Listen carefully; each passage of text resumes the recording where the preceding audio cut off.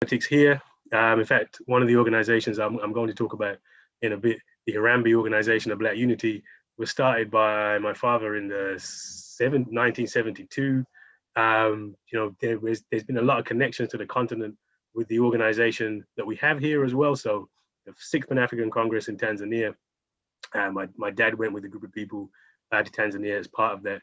We have had speakers in the UK from the anti-apartheid struggle, from Zimbabwe, from the continent consistently. So for us, for me to get an invitation from Azapo, that means a lot to me. I'm the one who's humbled, to be honest, because Steve Biko in particular, but generally just the movement, that was something that I grew up learning from. So I mean, I'm gonna talk. I'm gonna put some stuff into the stuff out there, but honestly, I would like to hear the feedback from the comrades, because there's a lot that I can learn, to be honest. So it really is humbling for me. This was an invitation. When I got it, I was like, absolutely, there's absolutely no doubt, because when we're talking about where are we going and where do we need to be going, Azapo really has always been has always kind of been on the right side of this.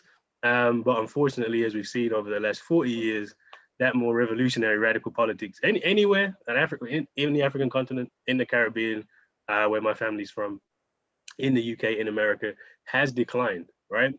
And the place where we are now, where I go around talking about all the time, is that we kind of need to go back to those movements and back to that revolutionary time, because we've essentially taken a wrong direction. So the title of this talk is actually the same title that I had written a piece when I went to, the last time I was in Azania was COVID messing with my memory. So I don't even know what years we talk about. Last year, would have been last year, the last time I was in Azania.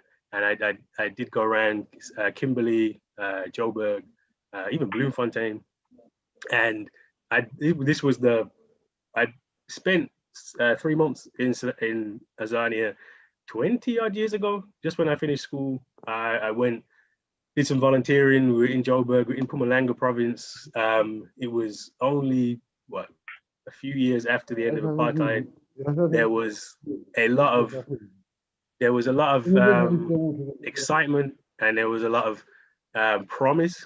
And I have to say, coming back 20 years later, what struck out was how little it changed, and B, how little promise there was. I mean, that was a big difference that I saw when I came back after 20 years, was that really the conditions were the same, if not worse. But the one thing that really had changed is the spirit wasn't there in the same way. I think once apartheid ends, once you have that victory, and there's a lot of expectations, and 26, 27 years later, none of those expectations are met. And now you're at a time where it's really, really, really frustrating, I would say. So I wrote this piece for Make It Plain. I'm going to put the link in the chat to the piece about South Africa. There was two pieces. One was generally about the politics, and then one was about Orania, that terrible settlement, which I'm not going to talk about, but if you want me to talk about it, I can talk about it. But that Make It Plain is what we've done is, so the Harambee Organization of Black Unity is based on Malcolm X's organization of Afro-American Unity. And it really is the idea that we need to have our own independent organizations. I will end with this, but I'll introduce it to introduce the piece to you. And the idea is we need to have our own independent institutions. We need to have our own media, our own platforms. So one of the first things we started was Make It Plain, which is a website, blog site, it's space out there, and we can just write different stuff. The reason I mention it is because we're actually looking for contributions, and it's not just contributions from the UK. We are looking for contributions from around the world. So if you go onto the site, you can see the different stuff, and we're always looking for interesting things and places. The idea is we build this into a platform where we can learn from what's happening there. You can learn from here, and we can have an international conversation. So please do follow that link. And if you do want to write anything, please do. So the concept here is, and I think again, I imagine I'm preaching to the converted, right? South Africa must fall. Like South Africa as a concept, as an idea, is the problem, and it's tied us into the situation where we are in today, and the situation is only getting worse as well. We're doing this, virtually because of COVID, and the impact of COVID is I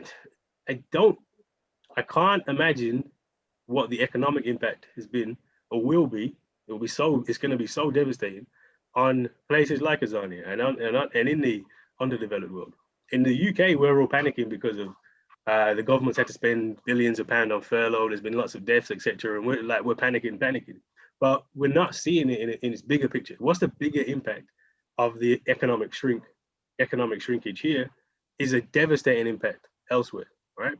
And even the way that we talk about this illness is real madness. So it's really interesting that with COVID, because now we're having, if you think about what happens in the West, right? An illness comes, which kills lots of people, certainly. And we have this kind of threat to life here, and everything shuts down. Like, we shut down, we're not going to work, no, the economy is completely shut, right? And we should do this. It makes sense. It's the logical thing to do, right? But the conditions, the scale of death that we're talking about in the West from COVID is nothing compared to the scale of death from poverty around the world, full stop. So more people will die from poverty every year and have died from poverty every year than will die from COVID. It's 9 million people die from poverty a year, right?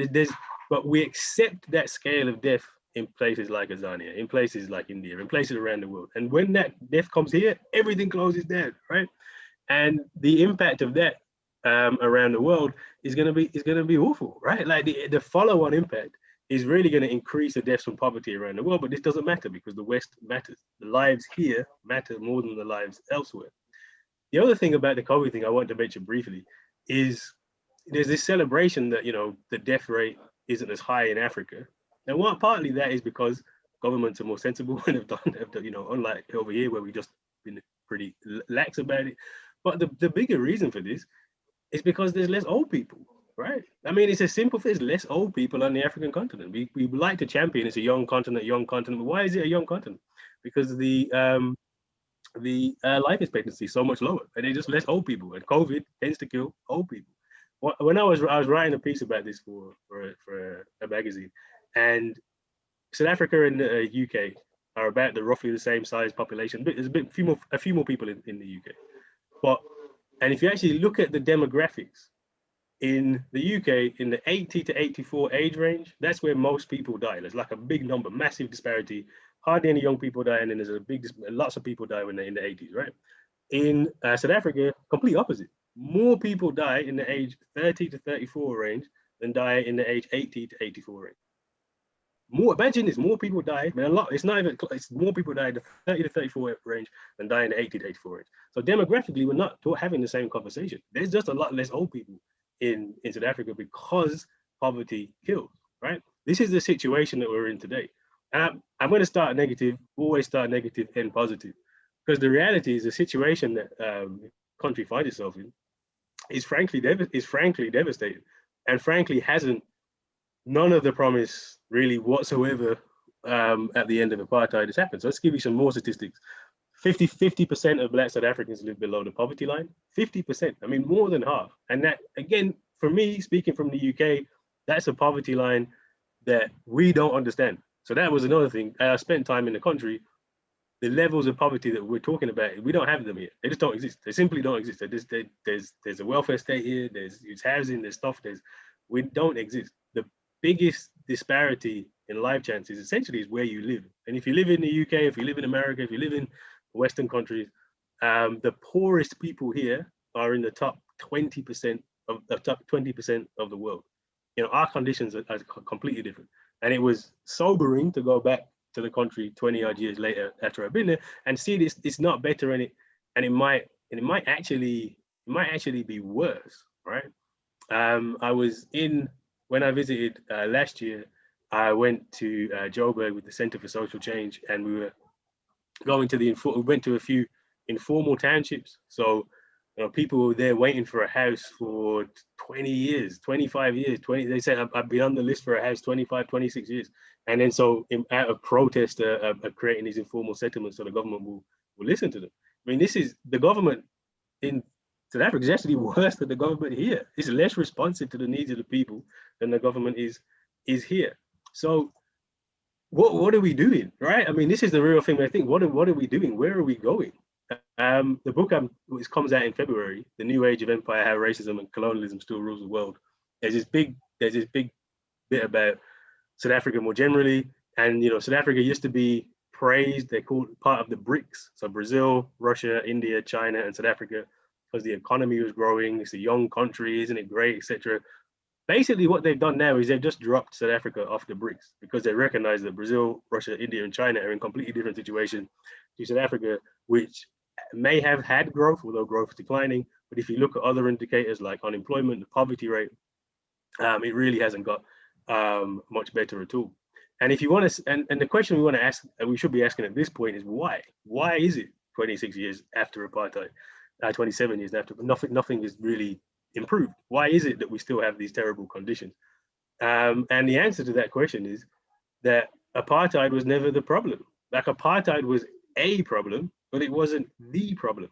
And this is something that we've done, and we've done here as well. So in the UK, it's very similar, where we've seen that racism is, the way that we've addressed racism is when white people don't like black people and they attack us in the street or something, or you can't say bad things about black people, there's this kind of real focus on the individual and can we stop the individual being racist. That was a problem. It wasn't the problem. But in South Africa, the problem was never apartheid wasn't the problem. It was a problem. And what was the bigger problem is that South Africa is the same as every other country on the African continent, right?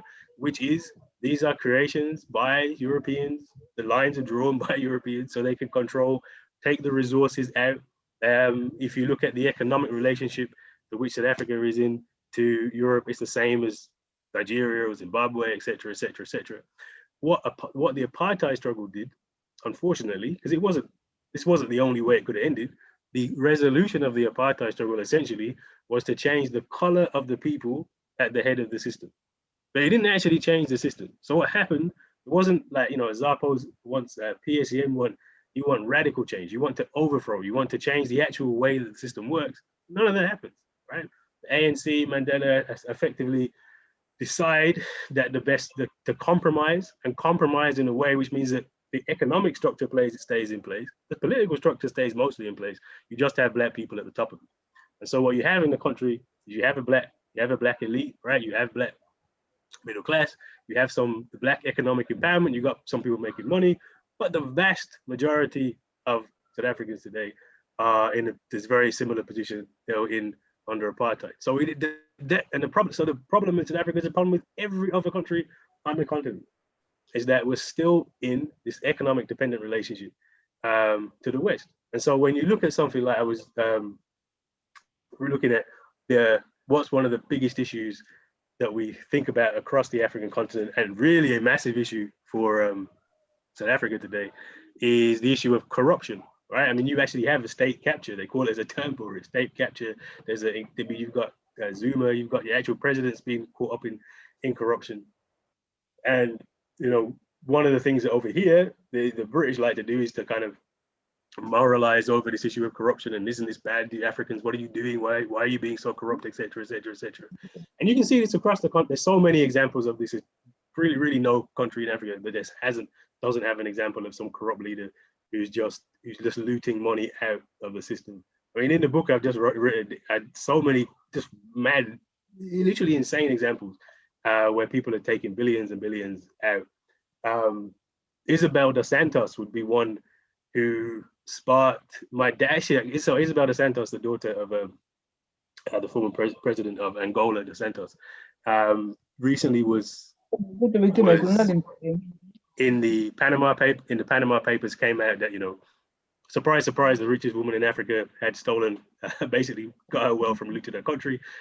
This came out in the Panama Papers, and I was talking to my dad about this, and he was so surprised because dos Santos, that in Angola, that was the Marxists, they were the revolutionaries, and then they come into power, and what do? They loot, right?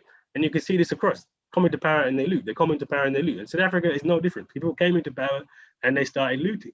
And now, from the West looks down on this and says, look at you bad, backwards African people. But the reality is there's nothing African about this corruption. Where is if you take South Africa, take the state capture inquiry, where is all this money and this bribery money going? Where does it all come from? Where is it? Is this all West? It's all the West, right? It's all money which is either coming in or taken out from the West. Where does all this, when you have people like, who's the guy, Zaire? His name is totally gone from my mind for a second. but the former president of Mobutu, right? Taking billions and going, where's he flying? Where's he flying on Concorde too? He's flying over to the States, where they got their houses. They got them in the West, right? Who's the company? Who are the companies who are taking over the state? So think about state capture in South Africa. A lot of this is about privatization, right? So across the continent, you have privatization of resources, you have foreign investment that comes in, and it's the foreign companies, Western companies, the Chinese companies predominantly now, who are coming in and corrupting the people. So we think this issue of corruption we think about as being African. It's not African. That's the system. And more to the point, the state hasn't been captured. The state was already captured. Like the whole concept, the whole construct of South Africa was a corrupt moment of state capture by European powers. And so what we're seeing today, and all the terrible things we're seeing in the country today, are all the legacy of everything that happened before, because we haven't shifted the basic logic and the premises of the system. It's still exactly the same. All that we've done is we put black people in power. And again, that's no different to Zimbabwe or Nigeria or Ghana. It's the same thing, right? Used to be run by colonies, just to be directly controlled colonial administration. Now you've got black people in power running, pulling the levers. But all the levers are the same. The boat's the same. It's just the captain's changed, right? And that's the problem. And this is what we haven't managed to shift in South Africa. So when I remember driving, when I was here last time, I was driving, you just drive, you're driving from across the country, and there's just so much land that's just empty. There's nothing on it. Like you just driving around going, how is there nothing on this land? Like there's zero on there. And the reason is because it's foreign owned, right? It's not nationalized. It's just kept in private hands, still actually the same hands as it was before. And it's just not developed. And you're saying you have a country where 50% of the population is living in poverty, but there's massive problems with homelessness, and you can drive for hours and there's just empty land, right? That's the problem, right?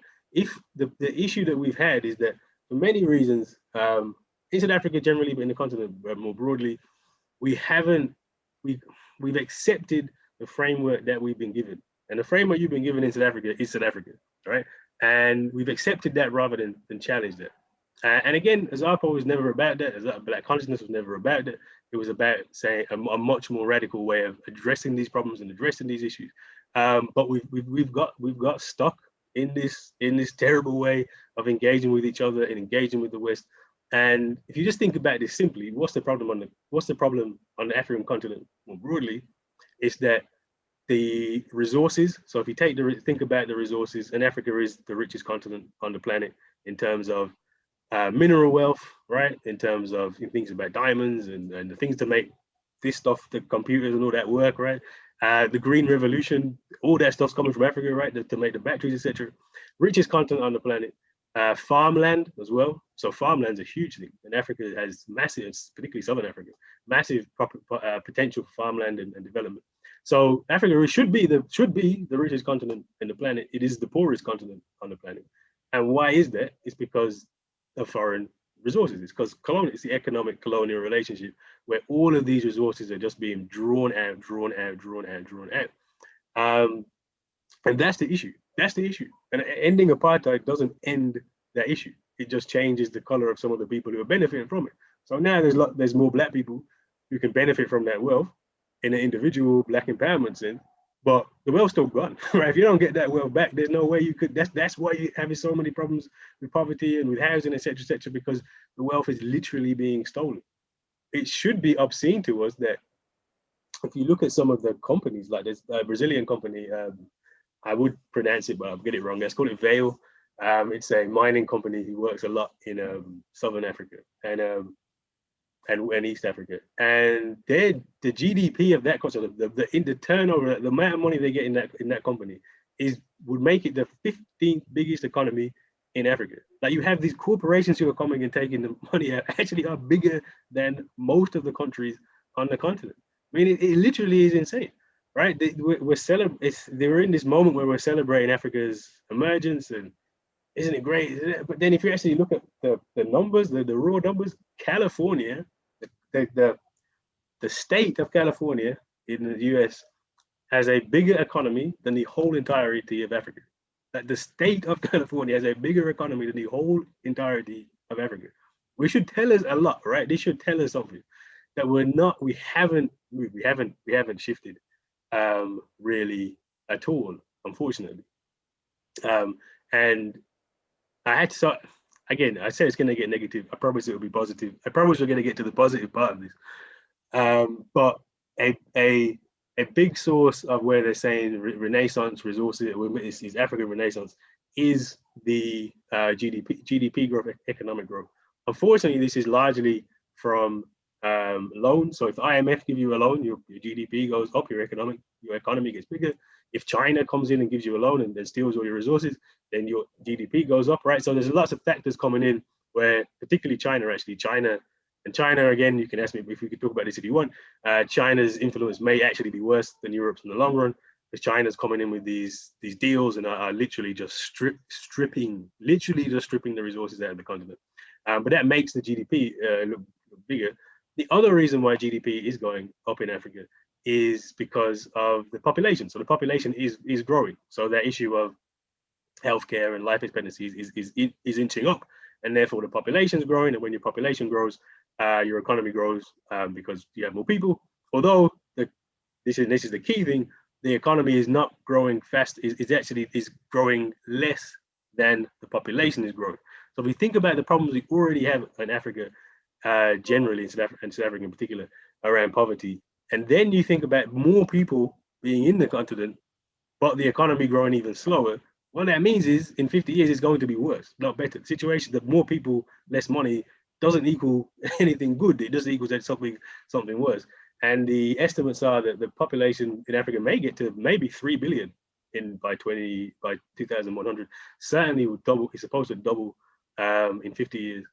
So you could have double the population and even smaller economies. And then what does that do, right? The estimates of the World Bank are that by 2050, 90% of all of the people who live in extreme poverty will live on the African continent. Because actually most of the rest of the world is growing a bit, extreme poverty is going down. Africa is going down very slowly and actually might start to increase. So again, I said it would be negative, but I think the negative is really important just to understand where we are, because there's so many myths about things are getting better, isn't it great? You've got democracy, this is wonderful. Underdeveloped world is rising. The UN Millennium Goals were met, right? So UN put these Millennium Goals out there for 2015, X amount of people out of poverty, but they were met by China. China basically pulled out millions of people, hundreds of millions of people out of poverty. And how did China do this? By exploiting Africa. The truth is that we're actually in a place where the underdeveloped world that is improving on the same logic of the West improved. We'll come to Africa, we'll take land, we'll take resources, we'll essentially colonize, and we'll get rich, and Africa will stay poor. And the problems in Africa are not getting better, they are getting worse. Problems in the Caribbean are not getting better, they're getting worse. Actually, in the Caribbean, it's way worse. I mean, the Caribbean where my family's from, my family's from Jamaica, mostly from Jamaica, one of the bigger islands, 3 million people in the population. Only thing that keeps the Jamaican population growing is the fact there's more people outside of Jamaica than in Jamaica. We've all left, like we're all in England, or in America. And because of that, we send a lot of money back. So remittances is the biggest part of the economy. And in many parts of Africa, it's the same. The biggest part of the economy is remittances. But imagine a world where in the UK, we're saying no immigration, no immigration, no immigration. So far less people leaving Jamaica, far less people sending money back to Jamaica in 50 years. It's the same problem you have in South Africa. You're gonna have more people and you're gonna have less money. What happens in that sense, right? So the state, the reason why I spent a long time saying how bad it is for Black people is because I do think we need to get it that for us around the world, things are not getting better. The likelihood is that things are going to get worse, and a lot worse. So we should be thinking about this as a matter of life and death. It is actually a matter of life and death. Many Black people die every day because of poverty, because we haven't dealt with this issue, which is the economic issue, the political issue. And South Africa is a perfect example. So South Africa is the absolute perfect example. So I said I wanted to end positively and give time for some questions and discussion more than questions. South Africa is the perfect example for a perfect example of it being terrible, but also a really good example of where we can go forward. So because of the history of Azania, and I'm going to start calling it Azania now because I think this is the more positive framing. you understand there is a really strong, like everything I'm saying, that's not new, right? Like we know, like that has been, that's where did I get a lot of this from? It was from ECO, it was from Pan-African Congress, it was from Sabukwe, right? You have a really strong tradition intellectually and practically, and even here, we're having this conversation now, practically and politically, right? That isn't the case in some African countries. I mean, I went to Nigeria last year as well, and the political debate is very different. Let's put it that way. It's very different, right? Whereas in Tanzania, you have this really strong tradition of activism. One of the things that was really inspirational to go and see was I went to a number of university campuses last year, and the young people, they will protest everything. They'll shut down everything. Everything closes, right? There's that spirit there is still very, very, very, very, very, very much there, right? And I think also from going last year, talking to people know this don't work. Like people know, they're like, well, look, we kind of get it, right? That this doesn't work, that we need to have fundamental change. The ANC is less popular, still wins all the time, but it's less popular certainly. The spirit's there, the practicalities are there, logic's there, and it's absolutely essential, right? I think people are starting to really get that it's absolutely essential. So what I would say about it's like the other thing which I would say was really positive about, is it positive? Could be positive, could be negative about the visit was it was very clear that something's going to happen. That like that country there's so much history of struggle, and there's so much, and the people are so active, and you can just see that something's going to happen, right? It's going to bubble over, right? Now, this could be bad. I want to stress this could be bad. Bubble over could be lots of things. It could mean bad things. And we're already seeing one of the more, I guess, disappointing things to see from the visit was the amount of xenophobia, right? So because we're stuck in the nation state, and we're saying South Africa, we need to have this, we need to have this, and then we see poor people from other parts of the continent come in, and we're like, well, you're not one of us, right? That for me was the most devastating to see the level of xenophobia, and it was, I'd say it was far more widespread than I thought it was from the outside. Actually coming in and seeing just how widespread that xenophobia was. I mean, because there's just poor people from a different part of the continent. Like, really, we need everybody if we're gonna move forward. If you look at the stark class divide, you've got, that was the other thing that was really bad, was seeing that there's like middle class parts of the townships, right? Like you drive through Soweto and all of a sudden there's a gated community with black people.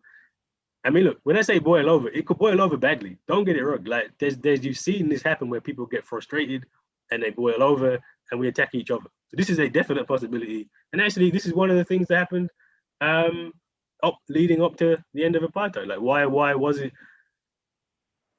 it that the ANC were so eager to avoid a war, a confrontation with the Boers, with the apartheid? Because we're having wars with ourselves, right? The Zulus, it's kicking off the Zulus at ANC. We're not sure that we're cohesive, right? So you can even see that was one of the reasons why we just said, well, we can't unite each other. Maybe we shouldn't be fighting the state. And so this is definitely one of the ways it can boil over. But we're in a moment, really are in a moment. And I think having seen, again, the resurgence of Black Lives Matter, and I think COVID is going to make everything so much worse as well. I think we are in a moment where it's essentially a crossroads. We just have to choose, right? Like, something's going to happen. It will be good or it will be bad. It will be revolutionary or it will be reactionary. And this moment is one of the most important moments, depending on where we want to go, for all of us everywhere, not just in Tanzania, but for all of us everywhere.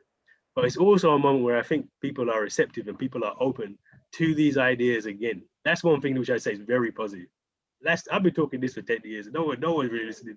But now I think now you're hearing, now we're having these conversations and people are much more awake to them. I think people have realized that the nation state here in the UK or in South Africa or in Jamaica, wherever it is a dead end, that you can't reform out this stuff, that we actually need to deal with the economic and the bigger issue. I think this is a moment where people are receptive to that.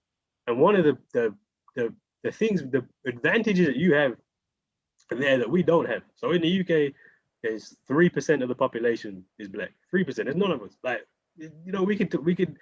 we basically, it's about self-help, it's about protection, it's about, as much as we can, just protecting ourselves and connecting to wider struggles. This your country, like this, it's, you're what, 90% black South African. it is possible for you to go and vote in revolution. It's not possible for us. We can't do that. Like, that's not happening. But you can. Well, one of the things I don't really understand is why people keep voting ANC. Like, the ANC don't work. Like, there's other parties, right? So you actually do have it is literally possible for you to vote in what is necessary. And I think this is at this moment, this is the time to really do that and to build that. And for us, it's always been the kind of the end of the radical struggle for us has always been the African Revolution. There's no doubt about it. It's always been the African Revolution, and anything that we can do to support that, we will do. But yeah, that's the promise of a place like Azania, is that the people are there. You can take over these mechanisms. It is possible. Revolution really is possible in Azania, and it's absolutely essential if we want anything close to freedom at all. And I'll stop there. Thank you very much. Wow. Now, I think it's appropriate for me at this stage to just make some remarks, but also express appreciation for the very wholesome talk that Professor Kihini. I know that your middle name is Nkosi, so yes. It makes you as South African as the rest of us who are watching here, Professor. Thank you very much. You touched on a number of issues transcending geographical boundaries, but really showing the connectedness of the issues that we are dealing with here, issues around poverty, issues around land inequality, issues around racism. What is remarkable, and I'm not sure if I heard you clearly here because my audio might not have been that good. Did you say that there are 9 million people who die every year of poverty in the UK? No, in the world. So globally, there's 9 million in the world dying. Okay, thank you. I just wanted to clarify that. But that is still staggering and astounding. And these are the issues that our National Council will also be putting a spotlight on. So that's an important statistic to have in mind. We've also touched on corruption and its links with imperialism. That what we see manifesting here with the state capture commission is no different from what is happening elsewhere in the world. And that the forces that are actually propelling corruption are the big international conglomerates, your big corporations. Yet, when we want to trace and attribute corruption, we attribute it to the small players like we have seen in South Africa, but we've never heard the KPMGs of this world, the big law firms that were the transaction advisors to some of these deals, coming before Zondo to testify. So that's what Professor Andrews has highlighted for us. Yeah, he has touched extensively on the issue of land and how Africa's mineral wealth, you know, is being exploited by all these forces, whether it's Britain, America, China, and Russia. And those are some of the things that we have to put an end to. And we can only put an end to them when we invite people like Professor Andrews as a sociologist who dedicate most of his time studying these connections and interactions. Let me just pause it there. Perhaps you might have picked up on other points, comrade. This is your platform, it's not our platform. This is for you now to interact with Professor Andrews on some of the ideas he has shared with us. Some of you may have read his 3 books. Some of you may have seen his films. He's also a filmmaker. So please, let's take this time to field questions and comments about the presentation that was done by Professor Andrews to us. Okay, we're going to do that by raising your hands. You know how it is done here. So I can see there's the first hand there. So please just raise your hand if you would like to comment. This is your time. Tower. Let's start.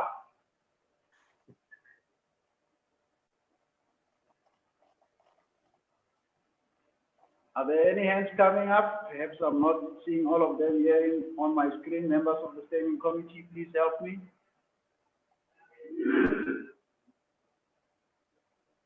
Was your hand up, comrade? I saw something. Yes, there's a hand up there. Comrade County Valen Odoba, I can see your hand. You can unmute and pose your question or your comments now.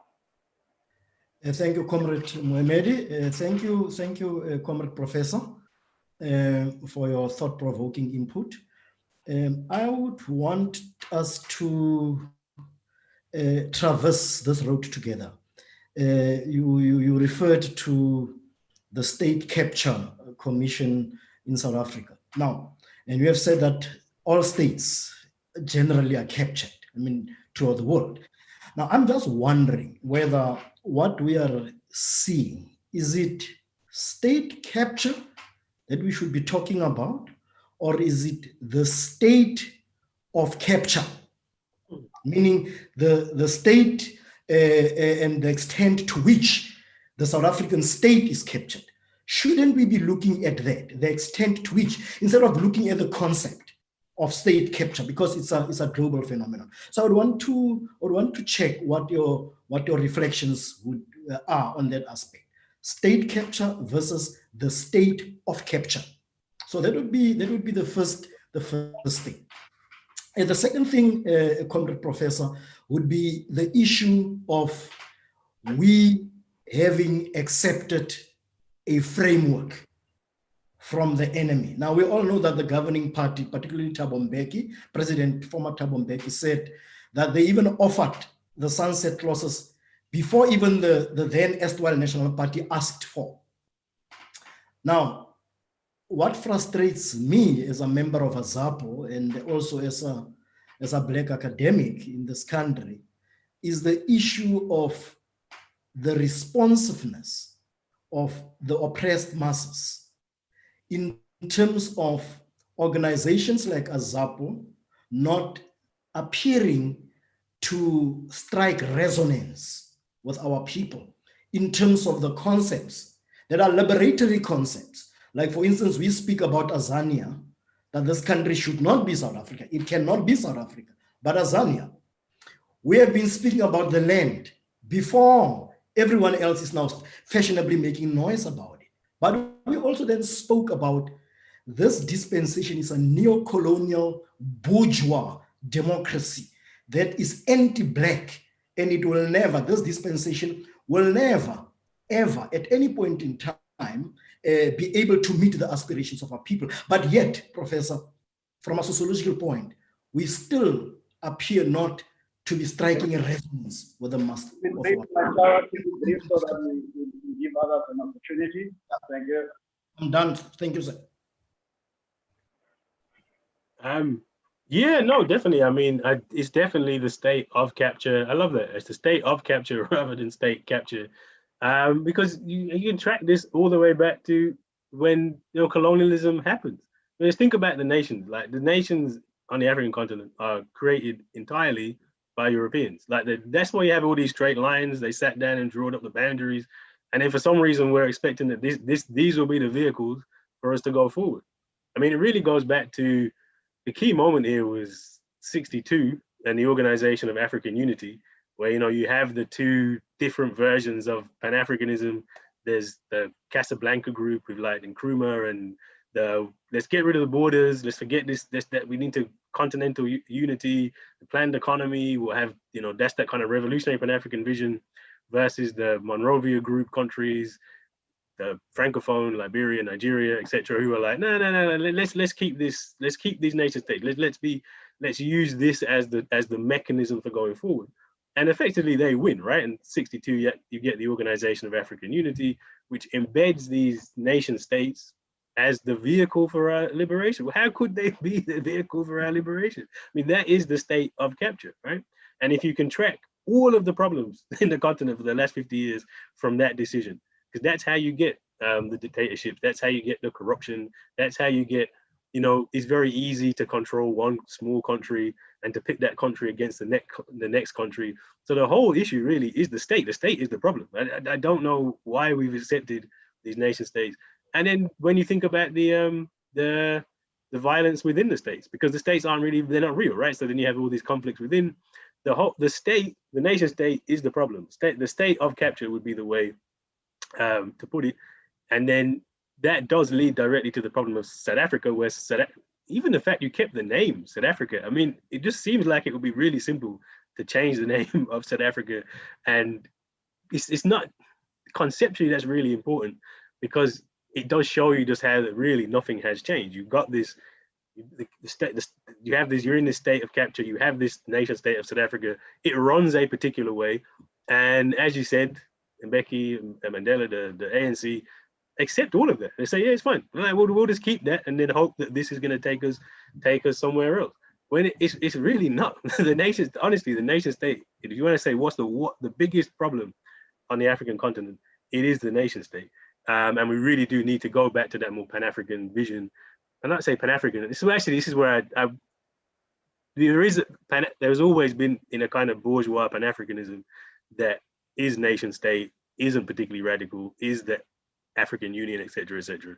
But there is that more revolutionary version which connects all of. There's no way that we can, as a continent and as a people, control the resources, have the power base without unifying the continent. If you look at the radical path, there's always been, you need to unify the continent. It's absolutely essential. And the nation state gets in the way of that. And conceptually, then it is important because, you know, concepts like Azania, talking about neo-colonialism, rejecting the idea that we should just be trying to reform the state. Those are really, really important, because if you're not having those conversations, you're not speaking in those ways, then we're never going to get there, right? So it is really, so for us to talk in a new way, you know, well, it's not a new way, to talk in the old way, to bring back the old way of talking and thinking is really important, especially for the young people, in thinking about where are we going? Because just we did this national struggle, African struggle, but what has always happened is that you get the national struggle, you get stuck at the national struggle, and you never do the continental struggle, and you get trapped in that state of capture. So certainly, no, it is utterly essential that we think about this in a different way. Okay, thank you very much for that first interaction. We are left with about 10 minutes, but we'll give comrades a leeway of another 5. Wait. Mute yourself, comrade. Makwena, comrade, mute yourself. And all other comrades, please. Help me to mute you, co-host. This is the way we are going to roll from comrades. Please keep your intervention brief.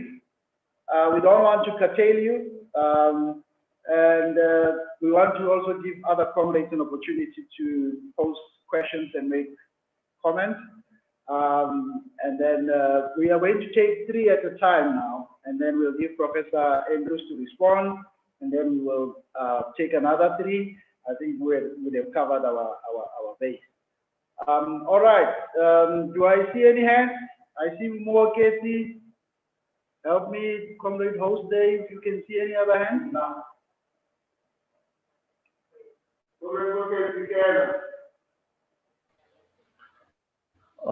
Thank you, comrade. In Namwejeti Diva, Hotswa Botshabelo, Free State. So I would like to say thank you, comrades, for invitation. The other thing, I want to thank Comrade Andrews for the powerful input. My comment or question, I don't know, maybe it's a comment or question. I'm an activist here in the local. I'm advocating the cause of the unemployed. I'm with the organization called the Botshabelo Unemployed Movement. So now, as we all know that the unemployed is crisis in South Africa. So my question to Professor and to all the members, how are we going to make sure that the government is not pushing this sketch of black people. Because now we see that our government now is pursuing the austerity measures. So I think now it's high time as the Azapo, we must force the government to stop these austerity measures, because they are cutting budgets for the essential services. Now the police, they don't get the increase, the nurses, the teachers. Really, this is crisis, comrades. So I want to know what are we doing as Azapo, because there are other social movements who are trying to speak in favor of this the stage the government is taking. Thank you, comrades. Thank you, comrades, for that very interesting and good question. I'm now going to come here into our head office in Johannesburg and take one or two hands from members of the standing committee. Comrades, anyone who would like to comment? Yeah, comment or question?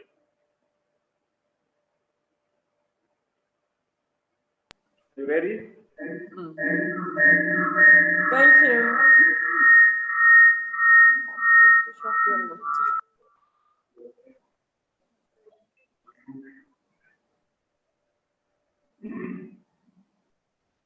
Yeah. Thank you, Comrade Moemedi.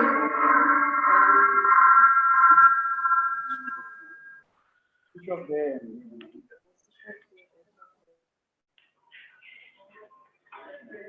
All right, we just dealing with our technology. Just move the speaker there and she can speak for us.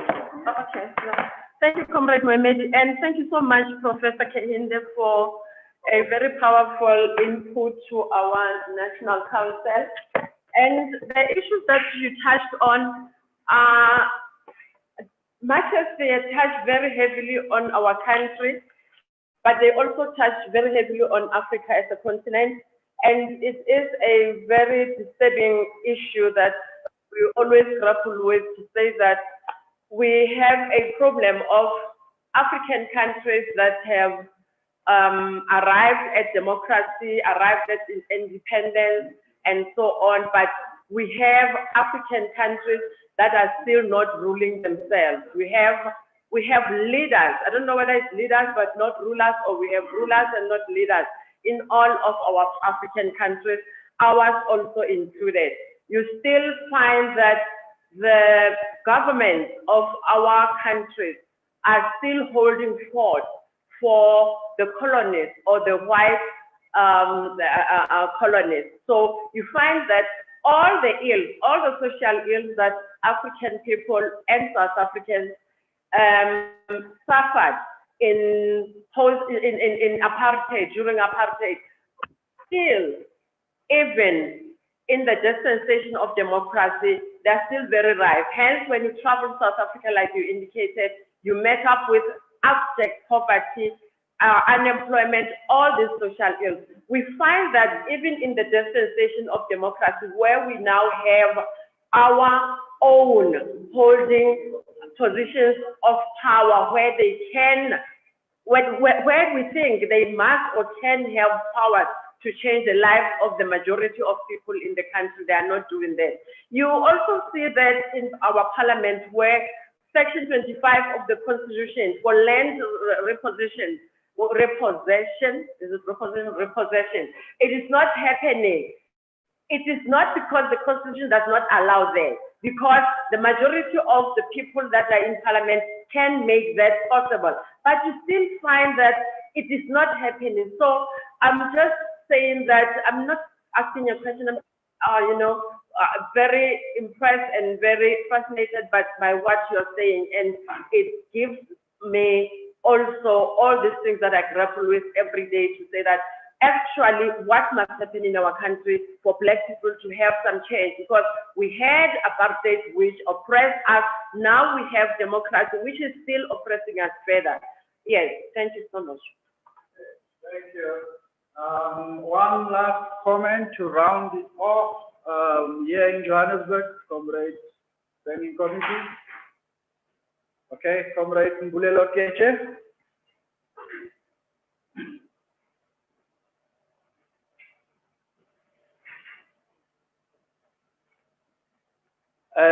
Thank you, Comrade Chair. Thank you, Comrade Professor there.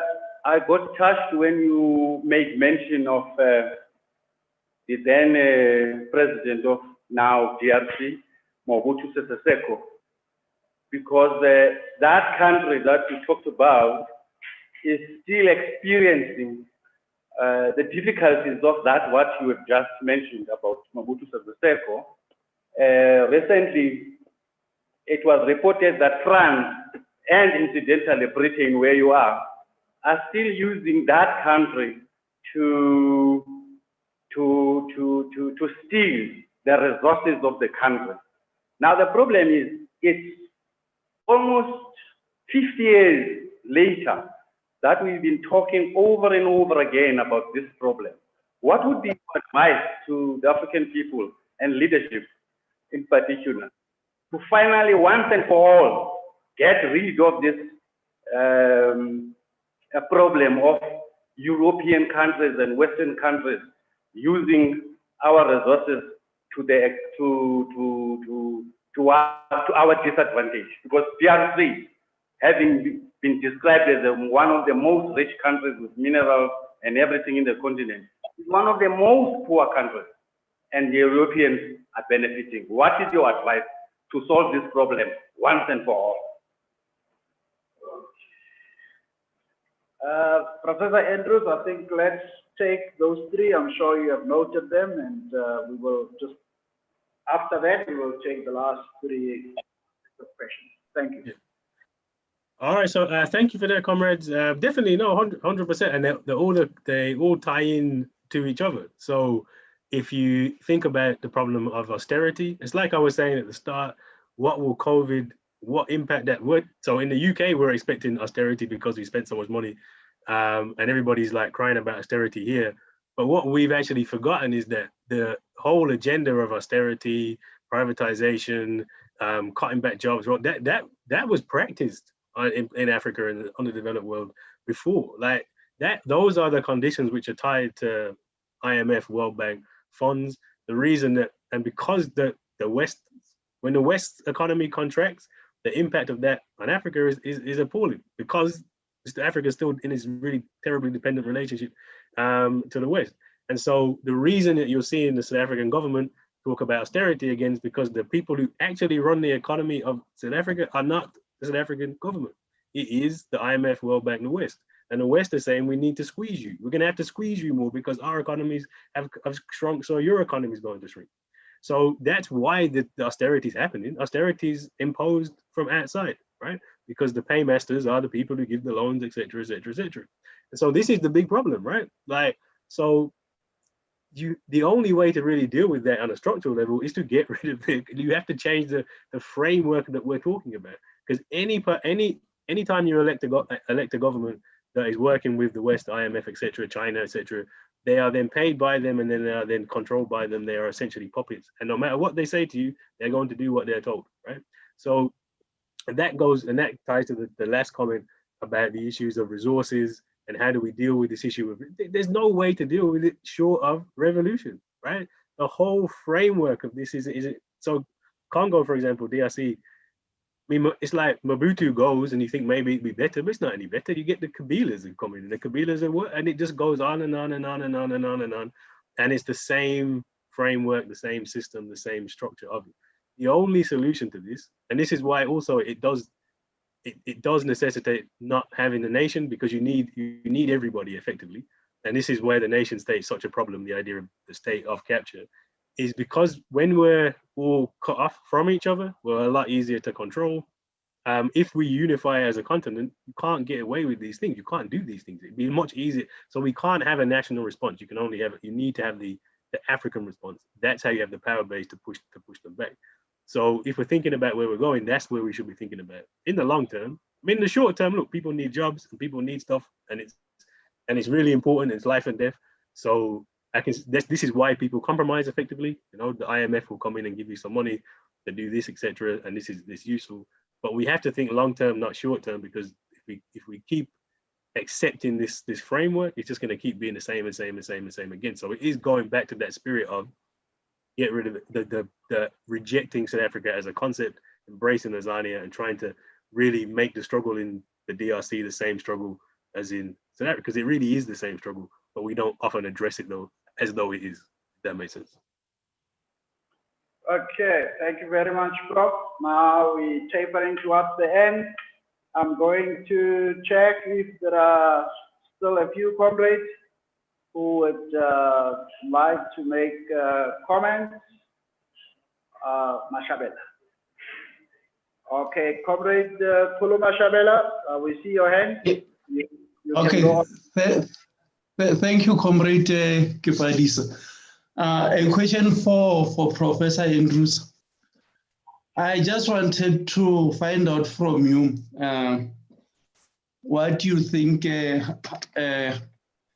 how can Africa develop a self-contained economy, and how can a self-contained economy benefit Africa?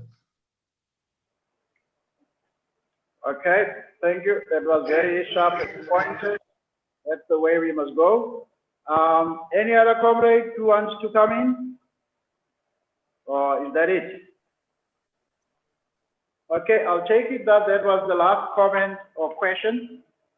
And then I will just ask Professor Andrews to respond to that one, but not before I have also my own question, Professor.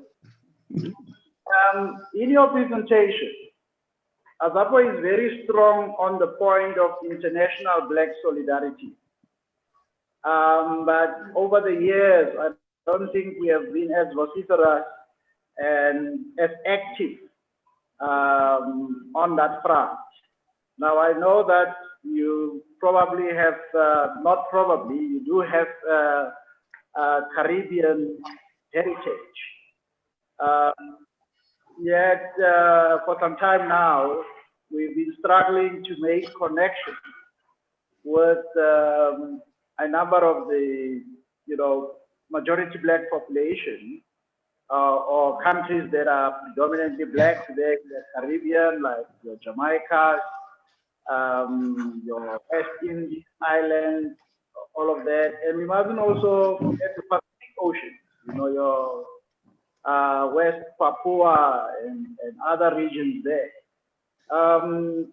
Given that you operate within the space and the Caribbean population of Caribbean, population of Caribbean heritage in the UK, and I know that you work in Black Lives Matter and other Black-focused organizations. How can we as Azapo develop solidarity relations with the Black population in Europe, in the UK, via your program on Black Studies? We have academics here like Dr. Auntivale Nodoba, who would probably, develop relations post this conference with you. But also, extend those relations to America, even to your Lusophone countries like Brazil and others who are Spanish, but which are, and that fact sometimes is lost to us, that there are countries that are predominantly Black where Spanish is the main language. So how can we build this solidarity and this network? But also just to assist the Black revolution, because I think for a number of us seem to be in a space where we assume that because slavery, quote unquote, has been abolished, apartheid somehow, the edifice has been removed, that there is no longer a need for a struggle against racism in the world. There is no longer a need for Black solidarity and organizations that are predicated upon the future of Black people like Azapo. Like you correctly point out, organizations like Azapo and the PAC in South Africa are being marginalized. This is by design. It's not as if our voice is not there. But what's your view from your perspective as an academic and an activist in your own right? Yeah, so thank you for the questions as well. And I think that I'm gonna tell you this, yours and then I'll go back. Because I think it's one of the things I'm privileged to do now is I do get invited to go different places, and Brazil, Caribbean, America, even Nigeria, so like Europe. There is definitely now a appetite around the world for the more radical conversations. I don't know if that was there 10 years ago. I think there's definitely been a shift where now people are really starting to realize the limits of this, and I think this moment is really important for that, because I do think it's shown people, like a lot of people, you're right, they were kind of, slavery's done, it's over, racism doesn't matter. But I think people are starting to get there now, and particularly young people, because if the last 40 years, we've everywhere, whether it's been South Africa, whether it's been Jamaica, whether it's been Britain or America, we've all kind of gone down this route of, can you legislate, can you reform it, can you get black people in power? You know, you've got black president, you've got black economic empowerment, you've got black studies professors, but it ain't changed, right? And everybody knows it ain't changed. Everybody knows that for most people, it's the same as it was before. So I think people have now realized that that was always the wrong approach, and are now much more receptive and open. And one of the things about this, it's a lot easier to connect. You know, we're talking here across thousands of miles. There's a lot. I think there is an appetite. So there's two things that we're doing that we really do want to do to make this conversation concrete. So I put in the link of Make It Plain before. So we really do say, look, this is a space where, look, we can really communicate and contact, and you can put out the stuff that's happening, because a lot of time people don't know what's going on around the world as well. The End SARS campaign in Nigeria, for example, and, you know, putting that, and this is because Nigeria doesn't have the same radical history of revolutionary politics as somewhere like Tanzania. But you see the way that was discussed, and SARS started to get discussed in this is a racial issue, it's a black issue, this is an issue of racism, which for Nigeria is new, right? So you're seeing there's different frames being put, because we're having these global conversations. So I definitely would say, please do connect with us on Make It Plain. The other thing on the academic thing is that we're doing is, because like I said, I'm in a fortunate position and get to go around and see different countries. We really want to do a global Black Studies curriculum where we're saying, well, actually, what does this mean in Brazil? What does this mean in Tanzania? What does this mean in Nigeria? What does this mean? This is something we really, really, really do want to do. So again, please do contact me if anybody is interested in that, because the irony of the moment is that it's easier now to connect than it ever has been, but we don't tend to connect as much as we used to. So if you're thinking that my dad's generation, there are always connections. The connections between the Caribbean, Africa, America, Britain were deeply rooted. There were really solid connections in terms of the communication of ideas, the movement of people. And actually, even now, it's easier now, we don't do it as much. So it is really about saying, can we take advantage of the moment and the technology to do that? Because to go back to the other question was, look, the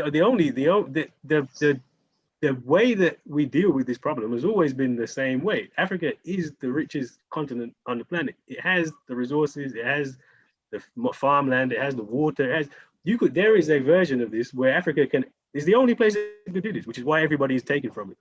If Africa unites, you can theoretically take Africa out of the economics. You don't need Europe, you don't need China, you don't need anybody. You just need to develop ourselves and run ourselves and have a completely different economy. That sounds crazy, it sounds like a pipe dream, but it really isn't, right? 50 years ago, that was the debate. And if we start doing the right things now, in 50 years, we could be in a position where the African continent is united, and it can provide a completely different economic blueprint for going forward. We just need to start having a different kind of conversation to make that happen. A revolution is possible. I'll end with that. Revolution is possible. Thank you very much. My last word on this is to just encourage comrades to buy your book, Black to Black, one of your other books, Back to Black, Black Radicalism for the 21st Century, but also to watch your films. I'm quite enthused by this one on the psychosis of whiteness. So I hope that we will, develop interest and follow the writings and productions and other things of Professor Andrews. Thank you. You've really responded to our mandate as fully as we would have wished to. At this point, let me ask our Secretary General, Comrade Zitulele Pindi, as Comrade Strike has mentioned, he's one of our veterans. an ex-Robben Islander, worked with Steve Biko and many of the other comrades who are tuning in. Secretary General. Thank you. Good afternoon, comrades, and good afternoon to Professor. Are you live on video, comrades? Are you live on video? I can't see you yet. Are you live on video?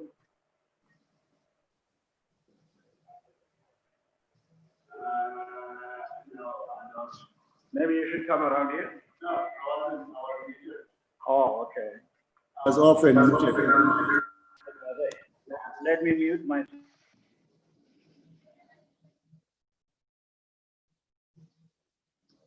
Unmute Comrade Zit.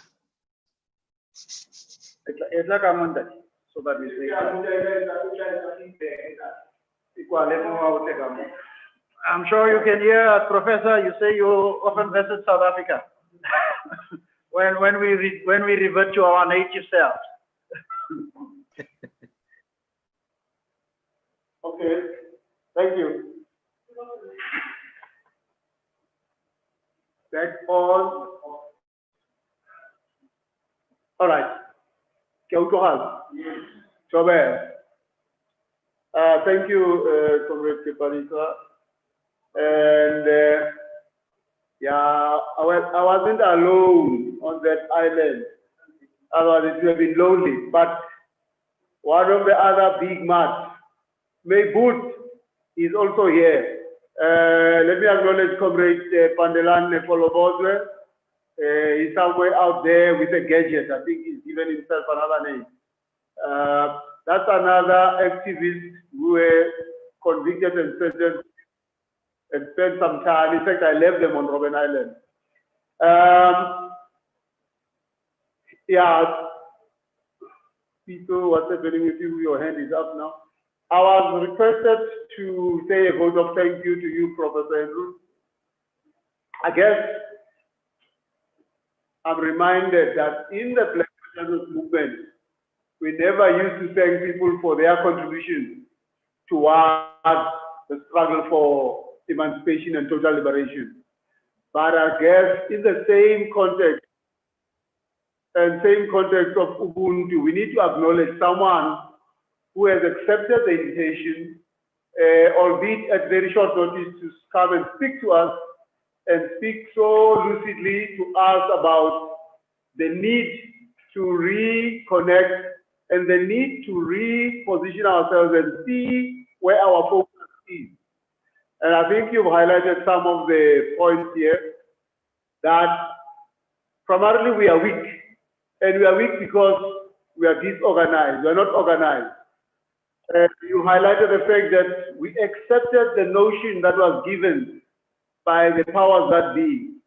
The buzzword before we got into this new dispensation where we all could vote, the buzzword was ready to govern. And that's how all Black people and the masses accepted that. Those that were in exile, those that were perceived to have been fighting our struggle were ready to govern. But in essence, your talk and some of the comments and questions, what they've highlighted is that actually it meant ready to loot. And that's what has been happening. And ready to misrule.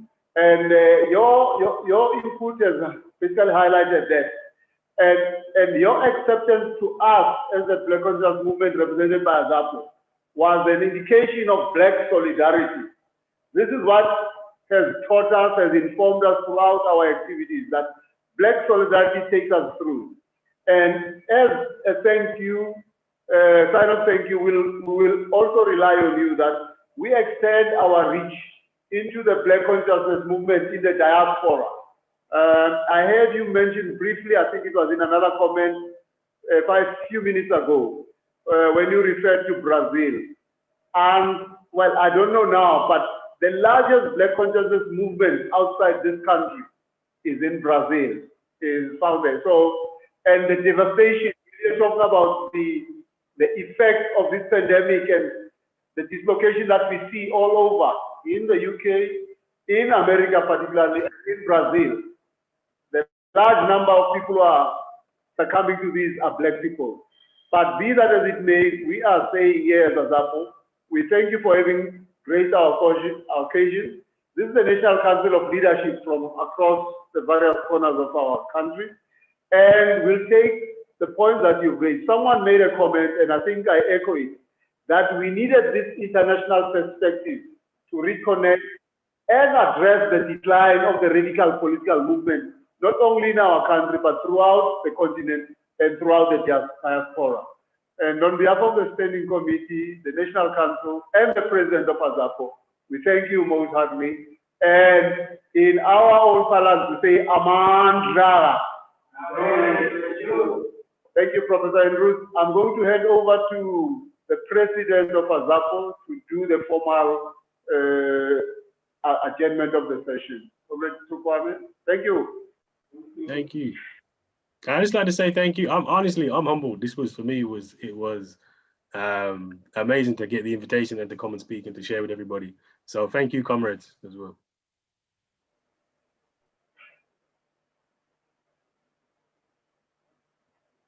Right.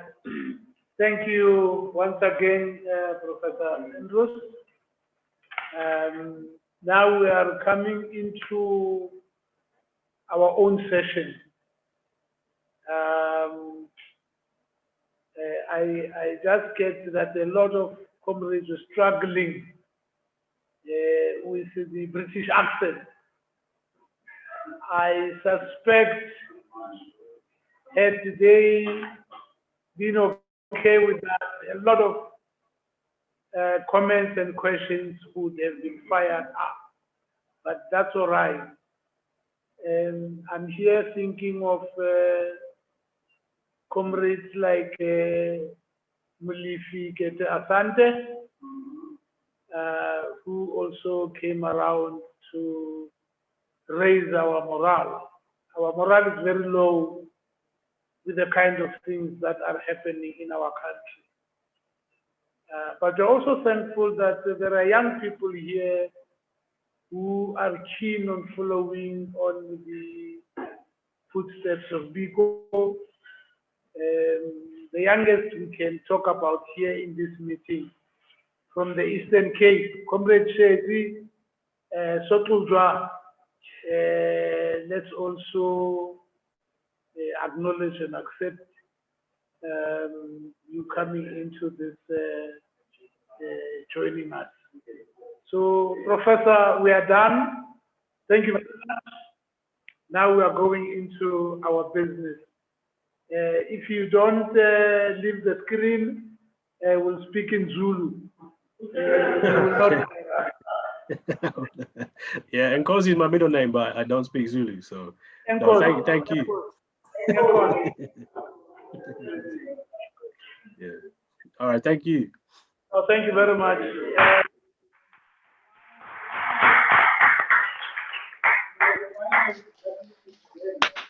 Yeah. Now, comrade, housekeeping. We have kept you for the whole day until now, and I think it's about time that we break for lunch. And it's part of the housekeeping is to say the link you use to connect with Professor Andrews is now obsolete. You're going to have to revert back to another link, the one that we used before. I'm just wanting to check with Comrade Sekjen, who's our host, whether the same link that we used before lunch is the same one, so that people don't struggle. Let me just do that. Comrade. No. The link that they got.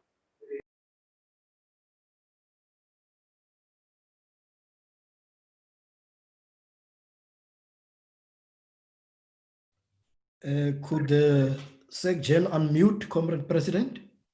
No. I unmute because I wanted to do some other things of the kitchen. The thing that many people came through, and I sent them away to this link before we got to Professor.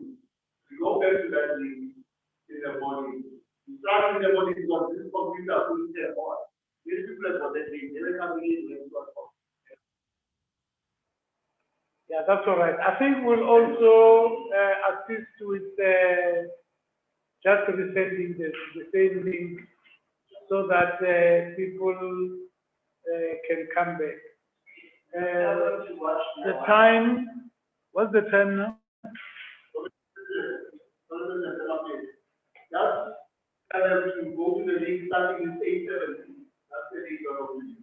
Yeah, The the link that starts with 876 is the one I'm going to use. is the one that we are going to use. So those who have found it, please share it among yourselves. I'm just trying to check. The 841 link, we're going to use it tomorrow again when we go to so for now, tomorrow we're going to use it again. Yeah, okay. It is half past. It is 1:30. Can we break for lunch and come back at 2?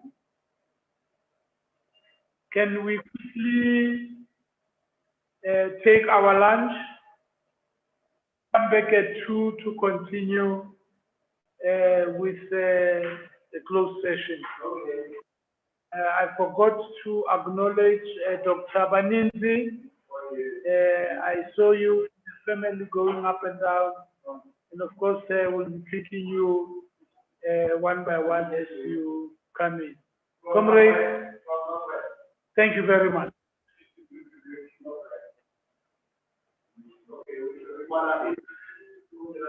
The meeting is adjourned until 2:30.